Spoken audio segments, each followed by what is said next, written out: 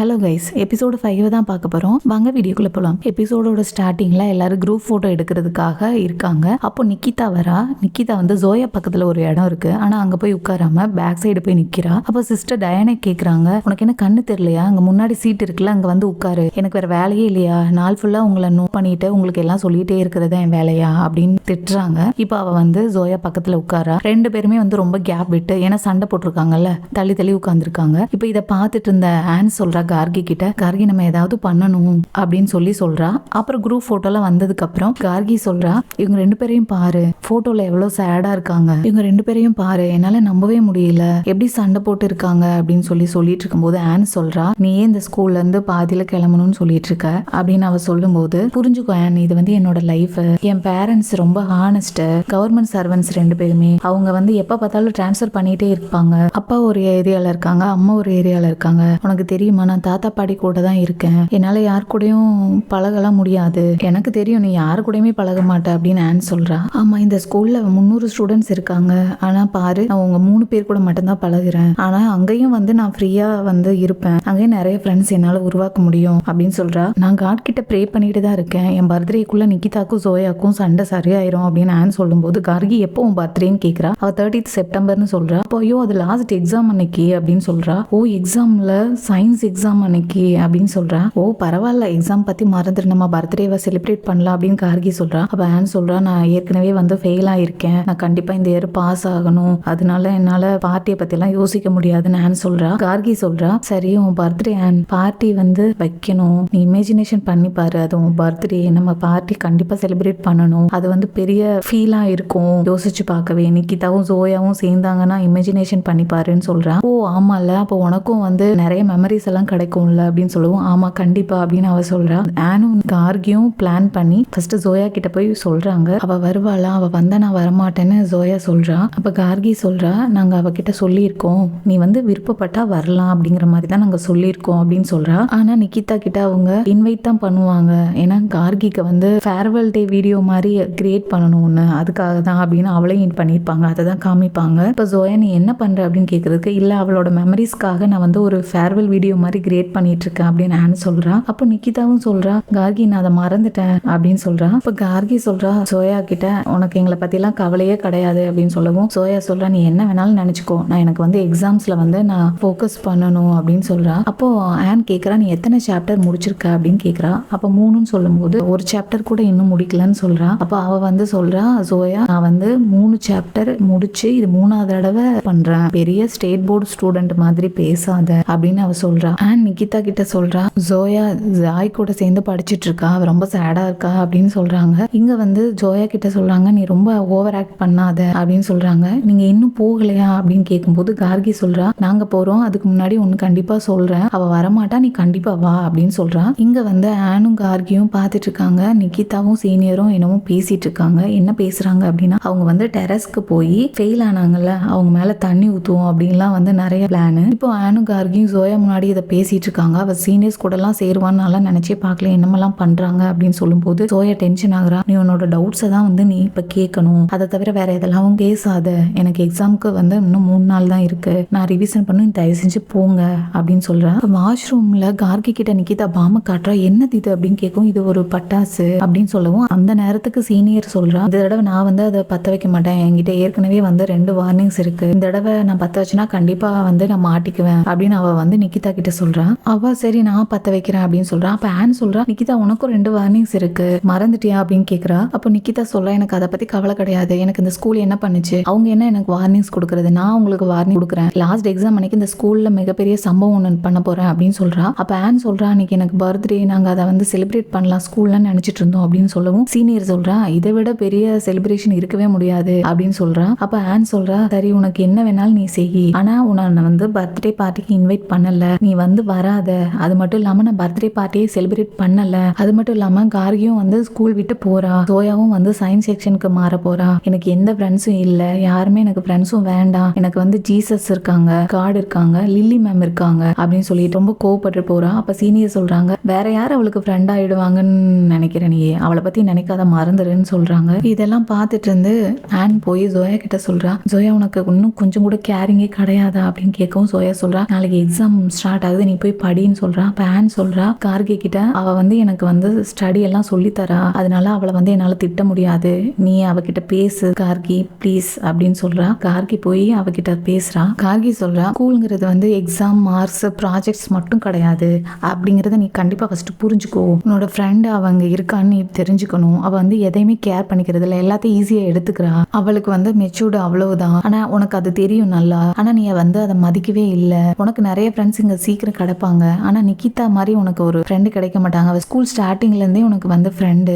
எனக்கே வந்து இந்த ஸ்கூல்ல ஜாயின் பண்ண போது நீங்க ஃப்ரெண்ட்ஸா இருக்கிறத பார்த்து எனக்கு கோவமா தான் வந்தது, என்ன இப்படி எல்லாம் இருக்கிறாங்க அப்படின்னு சொல்லிட்டு. ஆனா இப்போ நீங்களே வந்து ஃப்ரெண்ட்ஸ்னா என்னங்கறத எனக்கு காமிச்சிட்டீங்க. இப்போ என் லைஃப் இப்படி எல்லாம் சேஞ்ச் பண்ணிட்டு நீங்க என்ன பண்றீங்க, ரொம்ப ஃபூலிஷா பண்ணிட்டு இருக்கீங்க. இந்த ஃப்ரெண்ட்ஷிப் வந்து ரொம்ப உண்மையானது, ரொம்ப நல்லது, நீ இதை புரிஞ்சுக்கோ அப்படின்னு அவ சொல்லிட்டு இருக்கும்போது ஜோயா சொல்றா, கரெக்டா சொன்ன, நீ சொல்றதெல்லாம் சரிதான், ஆனா என்னை வந்து திசை திருப்பாத, எனக்கு வந்து நாளைக்கு எக்ஸாமுக்கு படிக்கணும், நிறைய டவுட்ஸ் இருக்கு, நான் போய் சிஸ்டர் டயானா கிட்ட கேட்கறேன் அப்படின்னு சொல்லிட்டு அவ போறா. அப்ப அங்க போகும்போது கியாரா அவ வந்து டயானா கிட்ட சொல்லிட்டு இருக்கா, மேம் நான் சொல்றதெல்லாம் நம்புங்க, அவங்க வந்து இந்த மாதிரி பிளான் பண்ணிட்டு இருக்காங்க அப்படின்னு சொல்லி நிக்கிதா பண்ற பிளானை பத்தி சொல்லிட்டு இருக்கா. இப்போ அவங்க வந்து சிஸ்டர் ரோசி கிட்ட கூட்டிட்டு போறாங்க. அப்ப சிஸ்டர் ரோசியும் கேக்குறாங்க, நீ போன தடவை இந்த மாதிரி தான் சொன்ன, நான் எப்படி உன்னை நம்புறதுன்னு கேக்குறாங்க. அப்ப கியாரா சொல்றா, சிஸ்டர் போன தடவை அவங்க போய் சொல்லி என்ன எப்படியோ சிக்க வச்சு ஏமாத்திட்டாங்க, ஆனா எனக்கு கண்டிப்பா தெரியும் அப்படின்னு சொல்லவும், அப்ப சிஸ்டர் டயானே சொல்றாங்க கியாரா கிட்ட, நீ அவளோட பிளானை பத்தி சொல்லு, எப்ப பட்டாசு வெடிக்கும், என்ன பண்ண போறாங்க அப்படின்லாம் கேக்குறாங்க. அப்ப அவளும் சொல்ற, லாஸ்ட் எக்ஸாம் அன்னைக்கு பெல் அடிக்கிற நேரத்துல அப்படின்னு சொல்றாங்க. இப்ப வாஷ்ரூம்ல நிக்கிதா ஆன் கிட்ட சொல்லிட்டு இருக்கா, பட்டாசை காமிச்சு நான் வந்து கண்டிப்பா வந்து பாம் வெடிக்க போறேன்னு சொல்லவும், அப்ப ஆன் போய் நிக்கிதா கிட்ட சண்டை போட்டு அதை வந்து என்னால ஸ்டாப் பண்ண முடியும்னு சொல்லி அந்த பாமை வாங்கி உடைச்சிட்டு இருக்கா.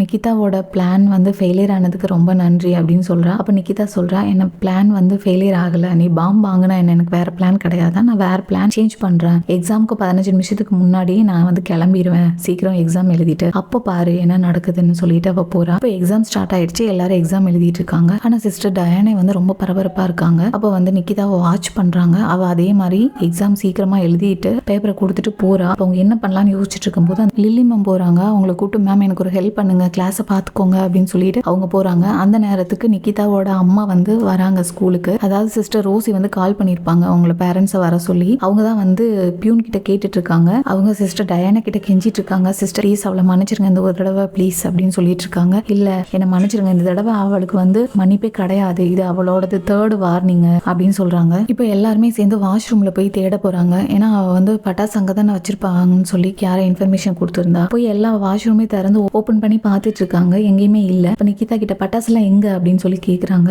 அப்ப நிக்கிதாவோட அம்மாவும் கேக்குறாங்க, நிக்கிதா நீ இன்னைக்கு இங்க பட்டாசு எல்லாம் வெடிக்க போறியா ஸ்கூல்ல அப்படின்னு சொல்லி கேட்கும்போது, இல்லம்மா எனக்கு பட்டாசுனாலே பிடிக்காது, நான் எதுக்கு வெடிக்க போறேன், எனக்கு அந்த அலர்ஜி பொல்யூஷனே ஒத்துக்காது அப்படின்னு சொல்றா. இப்ப இதெல்லாம் பார்த்துட்டு இருந்த சிஸ்டர் ரோசி டென்ஷன் ஆகுறாங்க. டயானா கிட்ட கேக்குறாங்க, பட்டாசு எல்லாம் எங்க, என்ன இன்ஃபர்மேஷன் கொடுத்துருக்கீங்கிற மாதிரி ரொம்ப கோவமா கேக்குறாங்க. இப்ப கியாரா சொல்றா, சிஸ்டர் நான் நினைக்கிறேன் அது அவளோட பேக்ல இருக்கணும்னு நினைக்கிறேன், அவ பேக்கை நம்ம உடனே செக் பண்ணணும்னு சொல்றா. அப்ப வந்து அந்த சிஸ்டர் டயானே உன் பேக்கை கொடு அப்படின்னு சொல்லி அதை புடுங்கி பேக்கை செக் பண்றாங்க. இப்போ அந்த இடத்துக்கு கார்கியும் ஆனும் வந்திருக்காங்க. அப்ப கரெக்டா அவங்க பேக்ல இருந்து சிஸ்டர் எடுக்கிறாங்க, கேக் தான் வருது. அப்பதான் அவ சொல்றா, இது வந்து ஆன் பர்த்டேக்காக வாங்கினது சர்ப்ரைஸ்ன்னு சொல்லும்போது, அந்த நேரத்துக்கு ஜோயா வந்து சொல்றா, நான் கியாரா பேக்ல தான் பட்டாசை பார்த்தேன் அப்படின்னு சொல்றா. அப்ப வந்து சிஸ்டர் அவளோட பேக்கை செக் பண்றாங்க. அப்ப அவளோட பேக்ல பட்டாசு இருக்கு. அவளுக்கு ஒரே ஷாக், என்ன இது இப்படி நடக்குதுன்னு சொல்லிட்டு. அப்போ அந்த நேரத்துல நிக்கிதாவோட அம்மா வந்து சொல்றாங்க, என்னோட பொண்ணு ரொம்ப இன்னசென்ட், அவளுக்கு ஒண்ணுமே தெரியாது, அவ இந்த மாதிரிலாம் பண்ண மாட்டா அப்படின்னு சொல்றாங்க. இப்ப சிஸ்டர் ரோசி கியாரா கிட்ட, உன்னோட பேரண்ட்ஸ் நாளைக்கு நீ கண்டிப்பா ஸ்கூல் கூட்டிட்டு வா அப்படின்னு சொல்லி கோவமா சொல்லிட்டு இருக்காங்க. இல்ல சிஸ்டர் நான் அதை பண்ணவே இல்லை அப்படின்னு கியாரா சொல்லும்போது, நீ வாயை மூடு அப்படின்னு சிஸ்டர் டயானாவும் திட்டுறாங்க. இப்ப சிஸ்டர் ரோசி வந்து நிக்கிதாவோட அம்மாவை, மேம் சாரி மேம், ரியலி நாங்க ஏதோ ஒரு இன்ஃபர்மேஷன் எங்களுக்கு வந்தபடி நாங்க தப்பா சொல்லிட்டோம், நீங்க வாங்க என்னோட கேபின்ல வந்து ஒரு டீ சாப்பிட்டு நம்ம பேசலாம் அப்படின்னு கூப்பிடுறாங்க. சிஸ்டர் டயானி வந்து கியாராவை ஸ்டாஃப் ரூமுக்கு வா அப்படின்னு சொல்லி கூப்பிட்டுட்டு போறாங்க. இப்ப எல்லாருமே போயிட்டாங்க.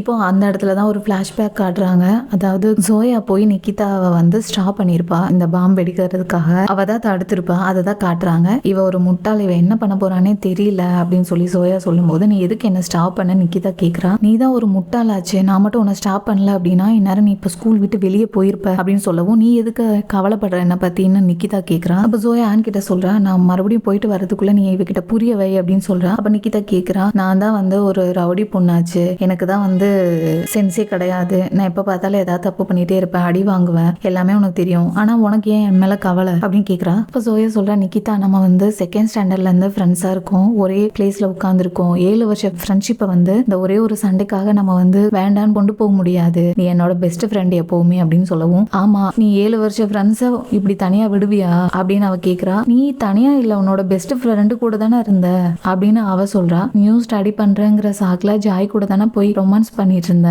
அப்படின்னு சொல்றா. ஓ அப்பதான் அவளுக்கு புரியுது ஆனும் கார்கியும் சேர்ந்து தான் இப்படி பிளான் பண்ணி சேர்த்து வச்சிருக்காங்கன்னு. இப்போ ஒரு வழியா எல்லாரும் 2 பேரும் வந்து சண்டை போட்டு சேர்ந்துட்டாங்க, ஃப்ரெண்ட் ஆயிட்டாங்க. சண்டை வந்து எண்ட் ஆயிடுச்சு. இதை பார்த்துட்டு இருந்த ஆனும் கார்கியும் 2 பேரையும் சாரி கேட்டுக்க சொல்றாங்க. 2 பேரும் சாரி கேட்டு ஃப்ரெண்ட்ஸ் ஆயிட்டாங்க. இவங்க 4 பேரும் சேர்ந்து ஆனோட பர்த்டேவை வந்து செலிப்ரேட் பண்றாங்க, டான்ஸ் ஆடுறாங்க. பேன் சொல்றா 37 days தான் இருக்கு, ஆனா 1 year மாதிரி இருக்கு அப்படின்னு சொல்றா. அப்ப கார்கி சொல்றா இவளால ஒரு ஃபேர்வெல் வீடியோ கூட எடுக்க முடியல அப்படின்னு சொல்லும்போது, யார் சொன்னது, நான் எடுத்துட்டேன் அப்படின்னு ஆன் சொல்றா. அப்போ எல்லாருமே எங்க காட்டுன்னு சொல்லி ரொம்ப ஆர்வமா வந்து பாக்குறாங்க. அப்போ அந்த வீடியோல வந்து கார்கி வந்து ஸ்கூல் விட்டு போறதுக்காக இதுல வந்தா. ஒருவேளை அவ வந்து நமக்கு ஏதாவது டீச் பண்றதுக்காக இங்க வந்திருக்கலாம். அவளுக்கு வந்து ஃப்ரெண்ட்ஸ் மேக் பண்றது கொஞ்சம் பயம். அவ வந்து ஃப்ரெண்ட்ஷிப்பை பார்த்து பயப்படுறா. அப்புறம் அவ வந்து ப்ரே பண்றது இல்ல அப்படின்னு சொல்லி ஸ்டார்ட் ஆகுது. அப்ப ஃபர்ஸ்ட் சிஸ்டர் ரோசி பேசுறாங்க. கார்கி வந்து ஒரு பிரில்லியன்ட் ஸ்டூடெண்ட், அவ ஏன் கிளம்புறான்னு எனக்கு தெரியல, ஆனா அவ எந்த ஸ்கூலுக்கு போனாலும் அவ தான் வின்னர், அவ எப்பவும் வந்து எங்க சிஸ்டர் ஃபேமிலியில ஒரு பார்ட்டா இருப்பா அப்படின்னு சொல்றாங்க. அடுத்து வந்து நம்ம கியாரா பேசுறா. அவ ஏன் இதுல இருக்கா,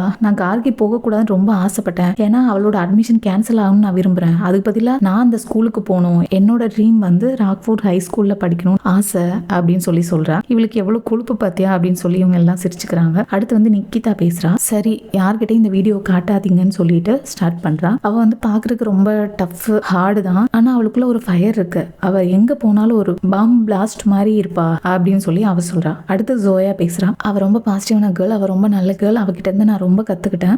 ஒன்னே ஒன்று சின்ன விஷயம் என்ன அப்படின்னா, அவ வந்து அன்னைக்கு என்கிட்ட சொன்னதை வந்து இந்த வருஷம் ஃபுல்லா அவ இருந்திருந்தானா அது தப்பு, நான் ப்ரூவ் பண்ணியிருப்பேன் அப்படின்னு சொல்றா. அப்புறம் நீ வந்து ஒதுங்கியே இருந்திருக்கணும், இருந்தாலும் எங்க கூட ஃப்ரெண்ட்ஸ் ஆயிட்டா கொஞ்சம் கஷ்டமா தான் இருக்கு, நான் உன்னோட நியூ ஸ்கூலுக்காக உனக்கு வந்து விஷ் பண்றேன் அப்படின்னு சொல்லி அவ சொல்றா. அப்ப ஆன் சொல்றா நானும் தான் அவளுக்கு விஷ் பண்றேன், ஆனா ப்ளீஸ் கார்கி இந்த ஸ்கூலை விட்டு போகாத, இங்கேயே இரு அப்படின்னு சொல்லி அவ சொல்றா. இப்போ அடுத்த ஒரு வீடியோ வருது. அதாவது இவங்க நிக்குவும் ஜோயாவும் சண்டை போட்டு இருக்கும்போது கார்கி வந்து ஜோயா கிட்ட பேசுவாள், அது வருது. இந்த ஃப்ரெண்ட்ஷிப்புங்கிறது ரொம்ப வந்து சூப்பரா இருக்கு, இதை பத்தி நான் இப்பதான் புரிஞ்சிருக்கேன், ஃபீல் பண்றேன். நான் அந்த ஸ்கூலுக்கு வந்த புதுசுல ஃப்ரெண்ட்ஷிப்பை ரொம்ப வெறுத்தேன், நீங்க ஃப்ரெண்டா இருக்கிறத பார்த்தெல்லாம் வந்து என்ன முட்டாள்தனமா இருக்காங்கலாம் யோசிச்சேன், ஆனா என் வாழ்க்கையில நீங்க தான் ஒரு ஃப்ரெண்ட்ஷிப்னா என்ன அப்படிங்கறதே காமிச்சிங்க. இது வந்து ஸ்கூல் வந்து வெறும் எக்ஸாம் மார்க் ப்ராஜெக்ட் மட்டும் வச்சு வர்றது கிடையாது, எல்லாமே ஃபீலிங்ஸ், எமோஷனல், ஃப்ரெண்ட்ஷிப் எல்லாத்தையும் வந்து இது கத்து கொடுக்குது அப்படின்னு சொல்லி எமோஷனலா பேசியிருப்பான். அந்த வீடியோ வருது. அந்த டைம்ல இதெல்லாம் பார்த்து அவங்க ஃபீல் பண்ணிட்டு இருக்கும் போது கார்கி வந்து தனியா போய் அவங்க அப்பாவுக்கு கால் பண்ணி பேசுறா. அப்ப நான் உங்ககிட்ட கொஞ்சம் பேசணும்ப்பா அப்படின்னு சொல்லிட்டு, நான் ராக்ஃபோர்ட் ஹை ஸ்கூலுக்கு போக விரும்பல, நான் இங்கேயே இருக்கிறேன்ப்பா, ப்ளீஸ் டேர்ம் பாதியிலேயே போனேன் அப்படின்னா என்னோட ஸ்டடீஸ்க்கு வந்து அது பாதிக்கும்பா, நான் தாத்தா பாட்டி கூடயே ஸ்டே பண்ணி இங்க படிக்கிறேன்ப்பா, ப்ளீஸ்ப்பா தயவு செஞ்சு நான் அங்க போக விரும்பல, எனக்கு இங்க நிறைய ஃப்ரெண்ட்ஸ் இருக்காங்கப்பா, ப்ளீஸ் அக்செப்ட் பண்ணிக்கோங்க அப்படின்னு கெஞ்சிரா. அப்ப அவரும் ஓகே சொல்லிட்டாரு. Thank you date, thank you so much சொல்றா. இதெல்லாம் அவங்க கேட்டுட்டு இருந்தவங்க அப்ப நீ போகல, சரி ஓகே, எல்லாரும் சேர்ந்து சந்தோஷமா விளையாடுறாங்க. இதோட இந்த சீசன் 1 முடிக்கிறாங்க. இதான் லாஸ்ட் எபிசோடு. இந்த வீடியோ பிடிச்சிருந்தா நம்ம சேனலை சப்ஸ்கிரைப் பண்ணுங்க. தேங்க்ஸ் ஃபார் வாட்சிங் ஃப்ரெண்ட்ஸ்.